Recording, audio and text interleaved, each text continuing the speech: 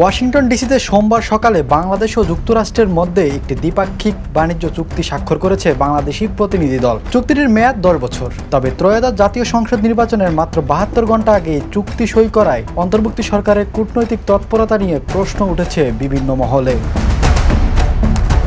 চুক্তির মূল অংশ জুড়ে রয়েছে রাষ্ট্রায়ত্ত বিমান বাংলাদেশ এয়ারলাইন্সের জন্য 14টি বোয়িং উড়োজাহাজ কেনার সিদ্ধান্ত। এর আর্থিক মূল্য প্রায় $3.7 বিলিয়ন, বাংলাদেশি মুদ্রায় প্রায় 45,000 কোটি টাকা। বিশ্লেষক, অর্থনীতিবিদ ও আইনবিদরা এটিকে নীতিগতভাবে বিতর্কিত এবং দীর্ঘমেয়াদী ঝুঁকিপূর্ণ সিদ্ধান্ত হিসেবে দেখছেন।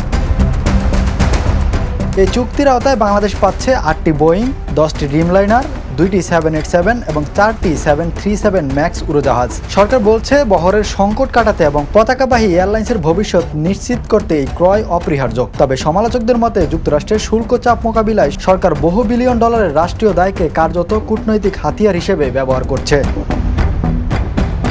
এই সিদ্ধান্ত বাংলাদেশের সাম্প্রতিক বিমান নীতি সঙ্গ সাংঘর্ষিক বলে মত বিশ্লেষকদের। আগে সরকার বোয়িংয়ের পাশাপাশি এয়ারবাস থেকে উড়োজাহাজ কেনার মাধ্যমে বহরে বৈচিত্র্য আনার উদ্যোগ নিয়েছিল। তবে সরকার পরিবর্তনের পর সেই পরিকল্পনা বাতিল হয়।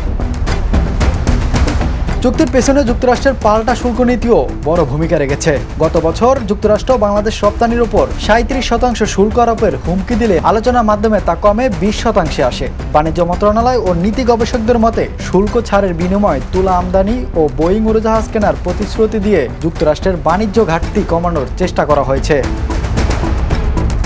তবে বড় উদ্বেগের জায়গা হলো অর্থায়ন। $3.7 বিলিয়ন ঋণের জন্য সরকার নিজেই গ্যারান্টি দিয়েছে। অর্থাৎ বিমান ঋণ পরিশোধে ব্যর্থ হলে দায় পড়বে রাষ্ট্রীয় কোষাগারের ওপর। অথচ বিমানের আর্থিক সক্ষমতা ও ঋণ পরিশোধের সক্ষমতা নিয়েও প্রশ্ন রয়েছে।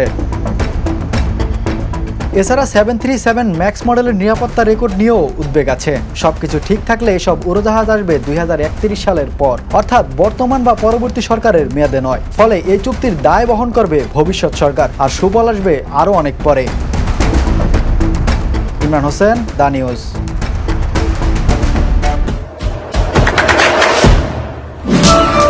দেশে দেশে সবার সাথে দ্য নিউজ।